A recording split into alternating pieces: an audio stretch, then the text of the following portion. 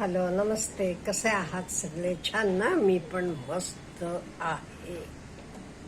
अहो, आपल्या मुलीवर प्रेम आहे का?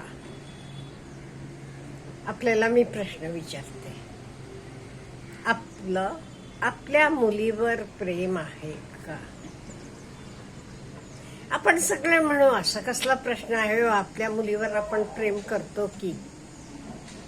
खरोखर आपल्याला आपल्या मुलीवर प्रेम असलं तर, आता नुकतंच विशास शर्माचं घडलं, नोएडामध्ये दीपिकाचं घडलं. ह्या घटना घडल्या असत्या का?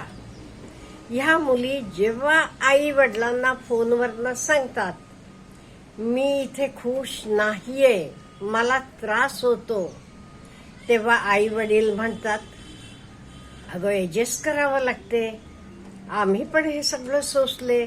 पहिल्यांदा कसं सासरी जाऊन राहिल्यावर हे प्रत्येकालाच होते, ऍडजस्ट कर न थोडा, असं म्हटलं जाते. हे बघा, आपले दिवसात, आपले काळात आपण ऍडजस्ट केलं, पण नाही म्हणत नाहीये मी. आपल्या पिढीतले सगळे आपण ऍडजस्ट केलं.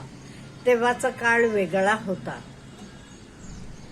आत्ताच्या मुली का नाही, मुलं सगळेच नाजूक आहेत.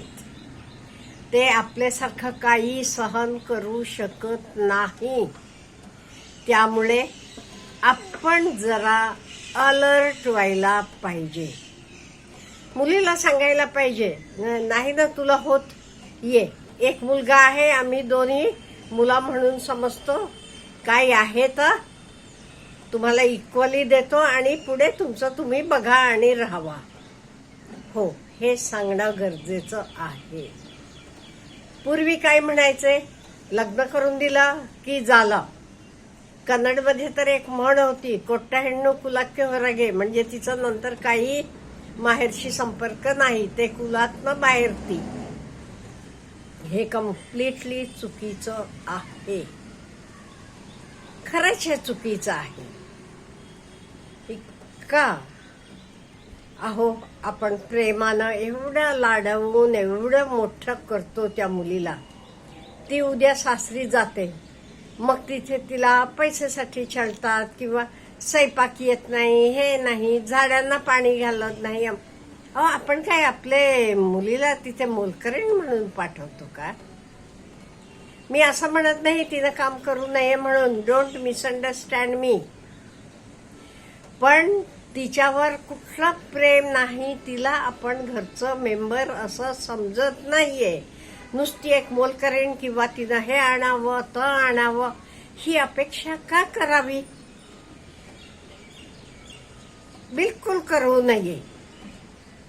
अहो, आपण एस्पेशली नवरेनं तरी आपल्या बायकोला तो सांभाळू शकतो किंवा तिला हवा नको तर बघू शकतो, तरच लग्न करावं, नाही ते करू नये. नाही ते तू हे आण तर आण कशासाठी? आणि म्हणायचं काय, रीतिरिवाज म्हणा, अमुक तमुक म्हणतात. मला माहित नाही, मी ह्याला एगेन्स्ट आहे. आणि मी तरी माझ्या सुनेकडनं एक चमचा सुद्धा घेतला नाही, तर पण सांगते, एक चमचा सुद्धा घेतलेला नाही. पैसे बिसे तरी नाहीच, म्हणजे हुंडा बिंडा तरी काही नव्हता. रुखवतात सुद्धा एक चमचा सुद्धा नाही घेतला का? मला एकुलता एक मुलगा आहे, एवढी भांडी कुंडी सगळं आहे घरात, कशाला पाहिजे? आणि म्हणजे आपण असं का विचार करू शकत नाहीये? का अपेक्षा ठेवावी, तिनं हे आणावं तर आणावं, गाडी द्यावी, घोडा द्यावा? आपल्या पण मिळवूया, आपण कमवूया, घेऊया ना. त्यामुळे आई वडिलांनी पण जरा जास्त केअरफुल राहायला पाहिजे. आता आज मी सर्वे वाचत होते, वर्षाला किती असे हुंड्यामुळे मृत्यू होतात, अमुक तमुक. सरासरी दिवसाला 15 ते 20 मुली मरतात, मारल्या जातात किंवा मरतात. आता हे काय आहे, हे सगळं पोलीस शोधतील, सोडा, तर काही आपलं काम नाहीये. पण जे काही घडते तर चांगलं नाहीये. हे झालं मुलाकडचं.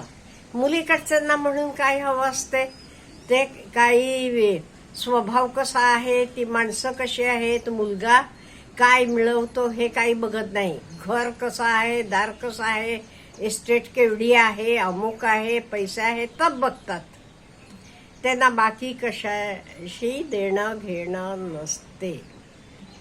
ह्याच्यापेक्षा कोणी आई वडील असं का म्हणत नाहीयेत, असू दे हा, 2 खोल्यांचं घर घेऊन राहू देत, दोघंही मिळून उद्या मिळवू देत आणि आपल्या आपण चांगलं राहू देत. नाही, आई वडिलांची पण हे नसते. मुलीच्या आई वडिलांना त्यांना आधी त्यांना पाहिजे असते सगळं. मोठं घर पाहिजे, मोठं हे पाहिजे, इस्टेट पाहिजे, अमुक पाहिजे. त्यांची पण अपेक्षा अति आहेत म्हणे.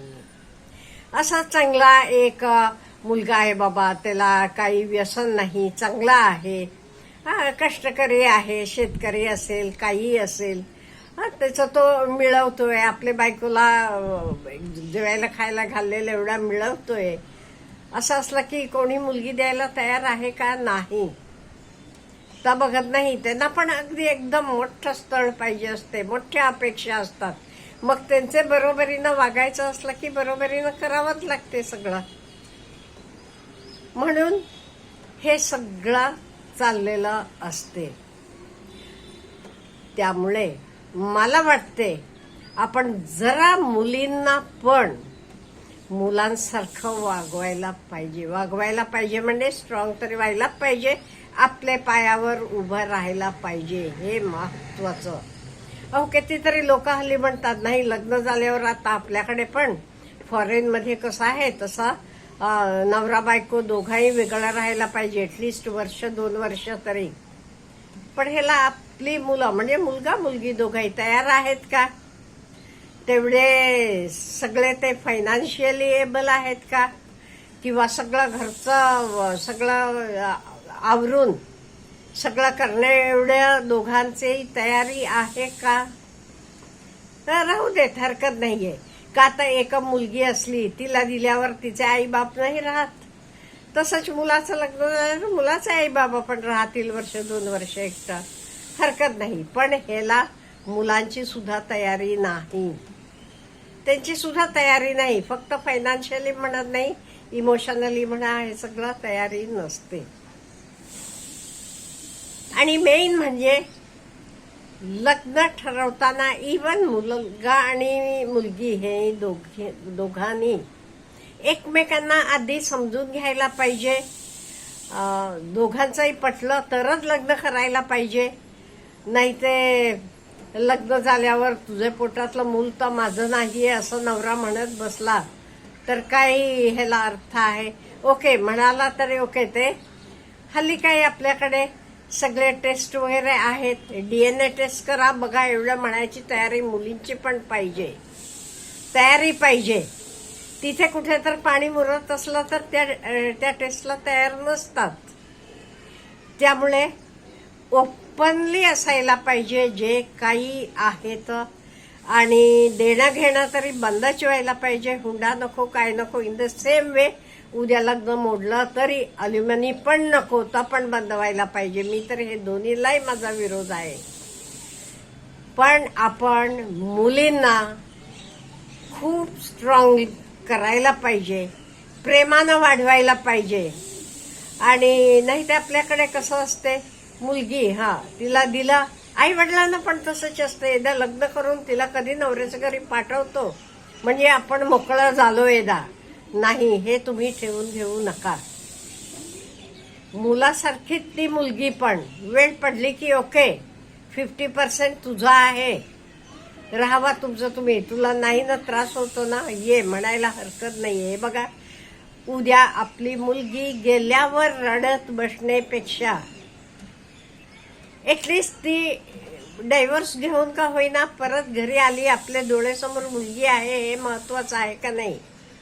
आता त्विषा शर्माच बघा की आई वडील आता सगळं एवढं करतात. मी तर म्हणते त्यांना आधी ती त्यांना फोन करतीये, सांगत होतीये. अशा वेळेला का ते गेले नाही? वेळ पडली तर तिला का घेऊन आले नाही? आता सगळं हे करता, ह्याच्यापेक्षा हे सगळं आधी करायचं. ते मुलगी तर राहिली असती ना. त्यामुळे आपण आपल्या मुलींवर खरोखर प्रेम करायला पाहिजे. म्हणजे लग्न करून दिलं, संपलं आपलं, असं नाही होणार. त्यांना आधी भरपूर शिक्षण द्यायचं, आपले पायावर उभा करायचं, मनानं स्ट्रॉंग बनवायचं. का म्हणजे स्ट्रॉंग आपण काही कायम नसणार त्यांना आई वडील, त्यामुळे स्ट्रॉंग बनवायचं. आणि right is right, wrong is wrong हे म्हणायला यायला पाहिजे त्यांना. आणि तिथे काही चुकीचं घडत असलं तर म्हणते मी, ते उठून यावं माहेरी, हरकत नाही. आणि सगळं व्यवस्थित असलं की नो डाऊट कायदे आपल्या बाजून आहेत, आपल्याला सगळं आहे म्हणून भांडायचं पण नाहीये. आपल्याला संसार व्यवस्थित करायचा असला तर व्यवस्थित समजून घेऊन करायचा. मुद्दाम आपणही भांडणं काढून मी म्हटल्यासारखं सगळ्यांनी ऐकायला पाहिजे असंही नाही करायचं. एकमेकांना दोघांही समजून घेऊन प्रेमानं, गोडी गुलाबीनं राहायचं. पण आपण आई वडील म्हणून त्यांचे पाठीशी सदा राहायला पाहिजे. Have a good day. आपल्याला काय म्हणायचं आहे ह्याच्याबद्दल, let me know. Have a good day.